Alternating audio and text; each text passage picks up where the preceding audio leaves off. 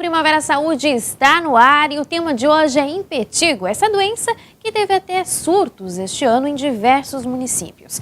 Quem vai nos esclarecer sobre essa doença é a doutora Renata.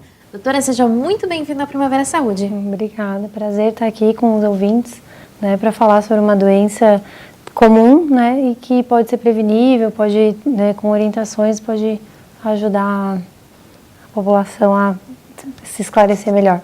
Com certeza.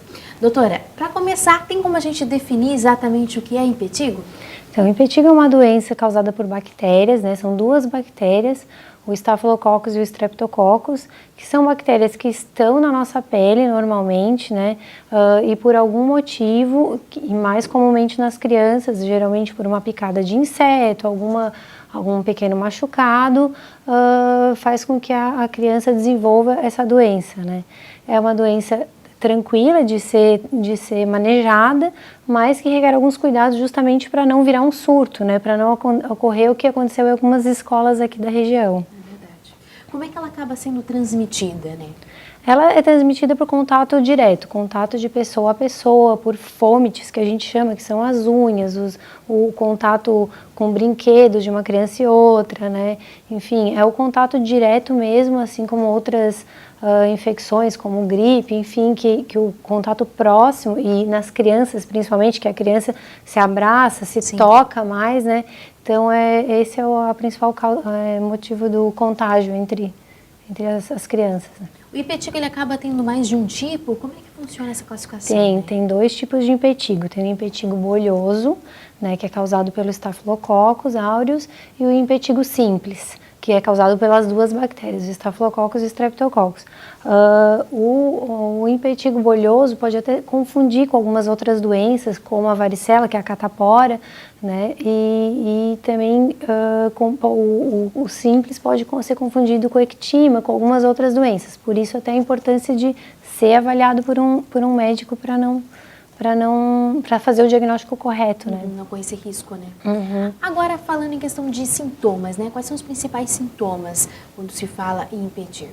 Uhum. O impetigo começa como uma manchinha vermelha que vira uma bolinha ou não, dependendo do tipo, e aí depois faz uma casquinha. A criança geralmente tem coceira no local, criança ou adulto, que mais raramente no adulto, mas também tem uma coceira, um desconforto local, não é nada muito doloroso, não é uma doença que vai causar febre, que vai causar sintomas gerais, mal-estar, nada disso. É mais um desconforto local e que acaba causando coceira, Então, e aí também essa coceira, principalmente em crianças, facilita de se espalhar a doença, Se espalhar pelo corpo. Pela pele, Doutora, agora falando dessa questão desses dois tipos, tem alguma diferença em questão de sintomas ou não? Basicamente, os sintomas são os mesmos.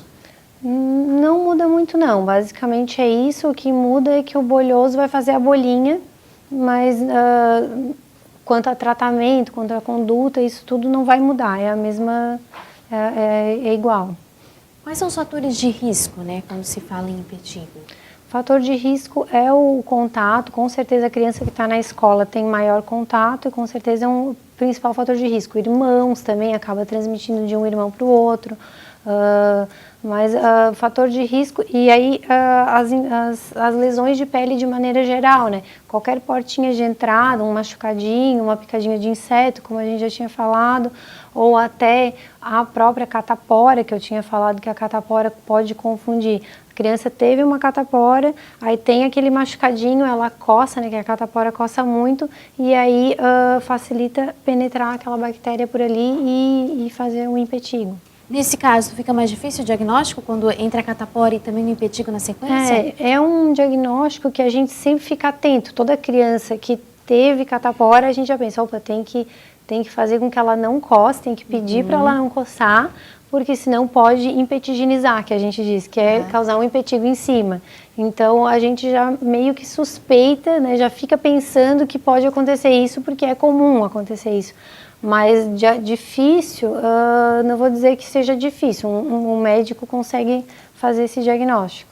Agora, falando de uma forma geral, em questão de diagnóstico, você acabou citando que tem que ter um cuidado para realmente identificar o impetigo. Nesse caso, como é que é feito o diagnóstico mesmo do impetigo, O diagnóstico é clínico, é o médico que vai fazer o diagnóstico. Pode o médico do posto, o pediatra do posto, ou o dermatologista, né, pelo aspecto das lesões, por não ter sintomas sistêmicos, que a gente chama, que como eu falei, a febre, o mal-estar, tudo isso, não tem as ínguas, né, que a gente consegue palpar, que são os linfonodos aumentados, tudo isso a gente consegue fazer o diagnóstico sem nenhum exame, sem precisar nada demais, assim, nenhuma coleta, não, só pelo aspecto da lesão a gente faz o diagnóstico. E agora falando um pouquinho sobre o tratamento, como é que é feito o tratamento nesse caso, já que às vezes é tratado de maneira bem simples mesmo, né, doutora? O tratamento, limpar bem as lesões, isso é a parte que a gente cobra dos pacientes, né? De lavar com 1, 2, 3 vezes por dia a lesão, vai formar uma casquinha, essa casquinha tem que ser removida aos poucos, não pode arrancar, tem que deixar ela sair sozinha, mas tem que ajudar com uma pomadinha, alguma coisa a amolecer essa casquinha. E justamente a pomada que geralmente a gente dá, que é uma pomada com antibiótico, né?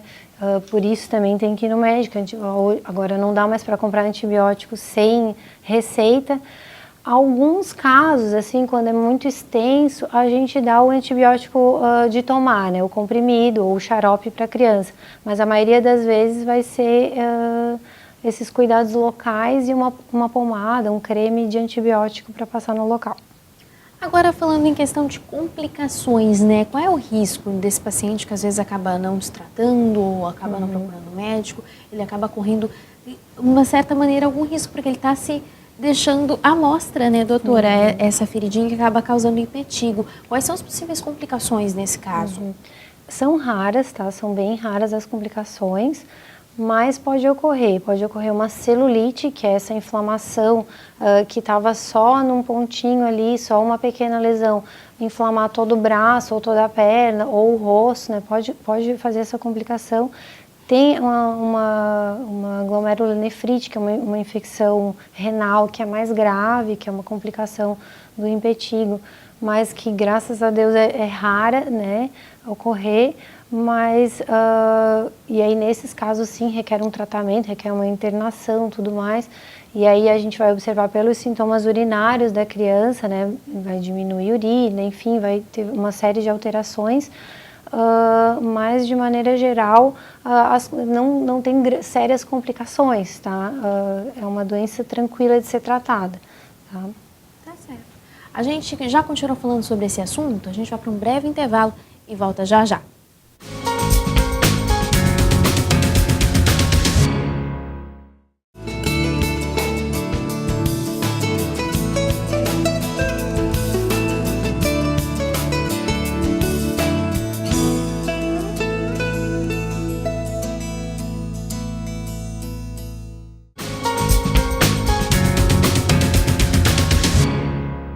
Estamos de volta, que bom que você está com a gente e você pode participar ao vivo através do telefone 3442-2012 ou ainda através de mensagem no WhatsApp no número 8505-6342.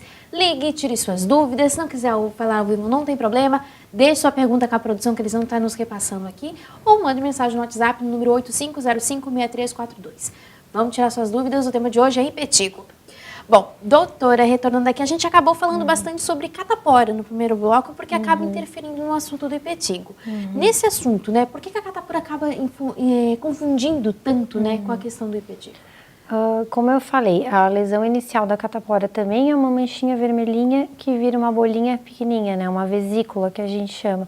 A catapora é um pouco mais generalizada. Como as crianças agora estão sendo vacinadas, às vezes a gente tem um quadro frustro, que a gente chama, né? Que às vezes são poucas lesões, só no tronco, né? E aí pode confundir com impetigo sim, tá? Também a catapora também é altamente contagiosa, assim como o impetigo, então o meio de transmissão é igual, né? Até se pode transmitir junto, pode, não tem, né? Enfim, ocorre. E a única diferença é que a catapora, às vezes, também a mãe pega, os outros irmãos, né? Então, os adultos também pegam a catapora, uma forma, assim, mais leve, né? Não tão grave, igual a gente vê que aquelas crianças, né, com lesão da cabeça aos pés, literalmente. mas confunde bastante mesmo, tá? As lesões são pequenininhas, são disseminadas. O impetigo é mais localizado, geralmente fica ou só no braço, ou só no tronco, ou só na perna. Às vezes, depois de alguns dias, a criança leva para outro lugar o impetigo, né, essas bactérias. Mas a catapora, que é a varicela, não, ela é mais disseminada desde o começo, né? Aparece uma lesão no braço, uma na barriguinha, uma nas costas, e aí isso vai, por isso que pode confundir, assim. E como é que dá para diferenciar nesses casos? As características, o impetigo vão estar todas as lesões mais ou menos no mesmo tempo, né? Aquela lesão localizada, por mais que ela tenha uma, duas, três, uma do lado da outra, elas vão estar todas iguais naquela região. Mas, a catapora não, ela aparece uma, duas, três, daí amanhã aparece mais três. Aí, então, cada uma vai estar num tempo de evolução diferente. A gente chama isso de polimorfismo lesional. Então, isso é uma maneira de diferenciar. Como é um vírus, a criança fica um pouquinho mais prostrada, que a gente chama, que é aquele mal-estar, fica mais parecido com uma gripe, né? Uma gripe leve. Então, isso é importante para a gente diferenciar. Então, esses sintomas sistêmicos. E, de maneira geral, às vezes, uma coisa leva a outra, né? Então, como eu tinha falado, a varicela causa impetigo. E aí, a gente tem que tratar as duas coisas. E as duas doenças também têm um tratamento parecido, né? Isso é importante. A única diferença maior é que na catapora a criança tem muita coceira, geralmente, que é o que mais atrapalha a criança. E aí a gente tem que fazer um tratamento para a coceira, né? Tem risco essa questão de acabar tendo essas duas doenças tão parecidas, né? Não tem um risco maior, assim, como eu falei, a gente espera que uma coisa evolua para outra, mas não tem um risco maior. A varicela, às vezes, é grave, que é a catapora, às vezes é grave, às vezes, principalmente quando dá em adultos, pode fazer tipo uma pneumonia, uma espécie de pneumonia por vírus, pode fazer uma meningite viral, tudo isso pode ser mais grave, tá? Mas a grande maioria das vezes não, é só uma doença de pele. E depois vai estar relacionado que esse vírus, que é um herpes vírus que a gente chama, o vírus da varicela zoster, fica no nosso organismo. Então depois, quando a gente fica mais velho, geralmente os idosos podem depois ter o quadro de herpes zoster, que é o mesmo vírus. É o vírus que a gente teve lá na infância, ficou guardadinho lá nos nossos nos neurônios, né? E depois eles vão se reativar quando a gente ficar idoso. Esse é um assunto bem legal também para se tratar, porque as pessoas às vezes não têm esse conhecimento, né, doutora? Catapora, mesmo a pessoa adulta pode acabar desenvolvendo novamente. E até por isso que agora, né, depois que se desenvolveram as vacinas, a gente está tentando vacinar toda a população, para tentar prevenir que o idoso depois tenha a varicela zoster, né? Que é uma complicação tardia, vamos dizer assim, da catapora. Agora, voltando a falar do impetigo, tem essa questão dessa relação, às vezes, de ficar com as cicatrizes do mesmo modo como, às vezes, a catapora acaba deixando? Geralmente não, tá? É até um critério, assim, quando a gente vai estudar, o impetigo não dá cicatriz, tá? Geralmente não, mas se a criança manipular demais, machucar ali, aí sim, tem o risco de, assim como a varicela que a gente fala, não mexe para não dar cicatriz. Então, às vezes, pode fazer cicatriz sim, principalmente se complicar de mexer muito, enfim. Mas, de maneira geral, não faz cicatriz. Nossa, tem que segurar as mãozinhas para tem que não deixar marcas para o futuro. Agora, falando um pouquinho da higiene, né? Porque quando fala em impetigo, não tem jeito, a gente sempre acaba tocando nesse tema, porque tem essa relação mesmo, né, doutora? Com certeza. A higiene, o contato ali está bem relacionado com a transmissão dessas doenças da infância, né? Então, tem que lavar as mãos, tem que orientar, ensinar a criança ou os próprios pais irem lá e lavar a mãozinha da criança várias vezes por dia. Na escolinha também tem que ter esse hábito, os professores têm que dar uma puxadinha, né? E também a questão de limpeza, assim, dos locais, né? Isso é uma coisa até que a gente tinha combinado de falar. Lavar os brinquedos das crianças, né? às vezes até com desinfetante, alguma coisa, mas lavar bem, não deixar resíduo de nenhum produto, né? Porque as crianças colocam os brinquedos na boca, tudo mais, né? E também para não causar nenhuma alergia de contato na pele, né? Então, assim, é importante lavar tudo isso, né? Lavar brinquedo, lavar os utensílios que a criança usa no dia a dia, né? Isso é importante. O ambiente em si, né? Tem que limpar. Falando em outro fator que talvez pode ter, e é isso que eu queria lhe perguntar, o calor, ele pode ter essa interferência também de causar o surto, favorecer para esse surto, como a gente teve aqui na região de Santa Catarina? Com certeza, o calor está bem relacionado, tá? O impetigo tem as doenças da infância, elas têm algumas que ocorrem no inverno, outras que ocorrem no verão. O impetigo está relacionado com o calor, com certeza. O contato é maior, o suor é maior, as bactérias têm um ambiente para se proliferar melhor, tá? Mas também ocorre no inverno. Tá? A celulite que eu tinha falado antes, que às vezes é uma complicação, ela pode ocorrer mais no inverno, alguns tipos. Então, então é importante, o calor está relacionado, sim. Muito bem. A gente vai para mais um intervalo e na volta a gente vai falar sobre esses surtos que ocorreram em alguns municípios aqui de Santa Catarina. Então não sai daí, é rapidinho.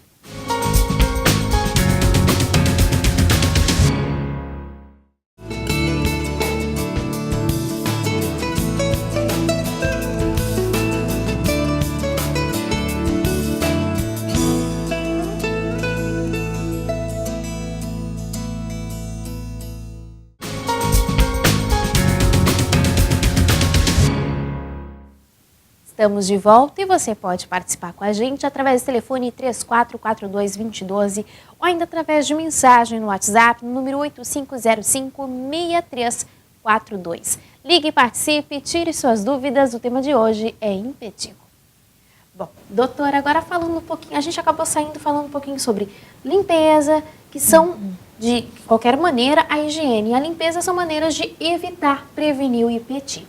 Falando nesse assunto, quando a criança acaba tendo impetigo, tem a necessidade de, quem sabe, ter alguns acessórios, como a toalha de rosto, toalha de banho, realmente ser de uso exclusivo individual?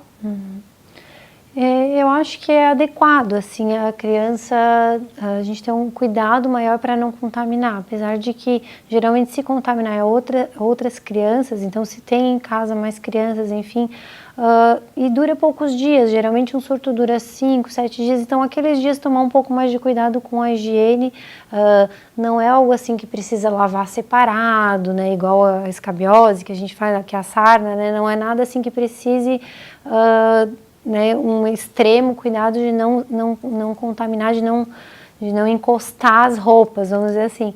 Mas é importante, sim, ter uns cuidados de higiene locais, assim, limpar bem, uma toalhinha para aquela região, né? Então isso eu acho que não é tão difícil de ser feito e vai prevenir de se espalhar essa doença, enfim, de eliminar essas bactérias, né, que estão ali.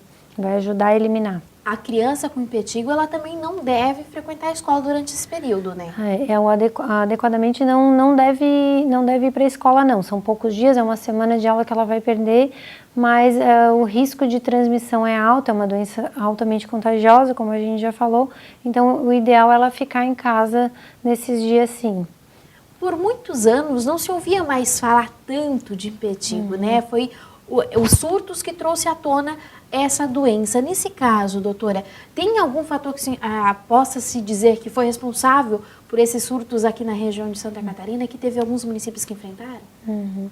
Isso até a gente discutiu entre nós médicos, né, o porquê, né, de ter tido esse surto, porque o habitual é assim, ter pequenos surtos, né, então numa escola, naquela sala de aula, aquelas 5 crianças tiveram impetigo, isso é o habitual, é o que a gente sempre vê, e aí a gente viu se espalhar, né, na escola inteira, em algumas escolas, né, de alguns bairros em específico.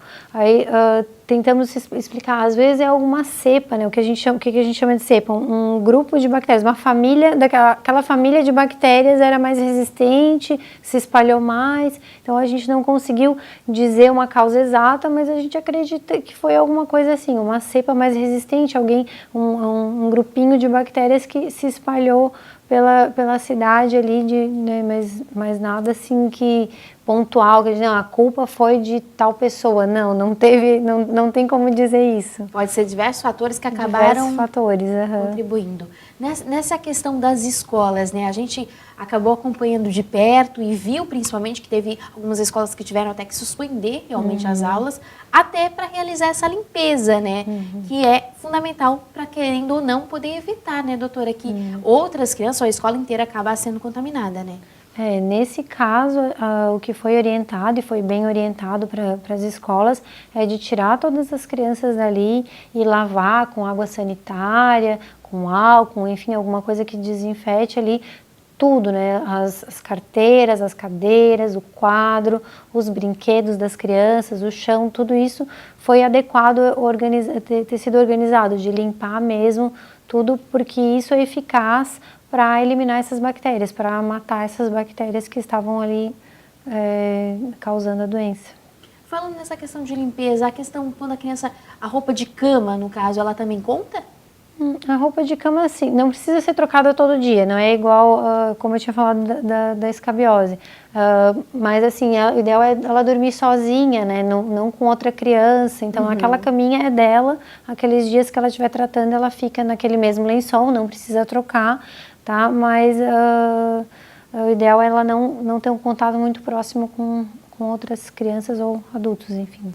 O ambiente arejado, ele ajuda a diminuir? Com certeza. Tem que abrir janela, e agora no inverno pelas outras doenças também, né? Tem que abrir janela, deixar o sol entrar, o sol é bactericida, então isso é bem importante a população fazer em casa, né? Além de limpar, arejar, deixar abrir aproveitar aquele solzinho de manhã que tem, abrir todas as janelas e deixar o sol entrar. De uma maneira geral, doutora, tem alguns outros cuidados que a gente deve pontuar aqui, que é importante as mães, principalmente, ficar de olho, ficar atentas, já que agora teve esse surto, a gente já pôde conhecer na pele, muita gente conheceu na pele, né, dos filhos essa doença. Como é que faz para cuidar mesmo, né, para evitar que acabe outros surtos acontecendo, né?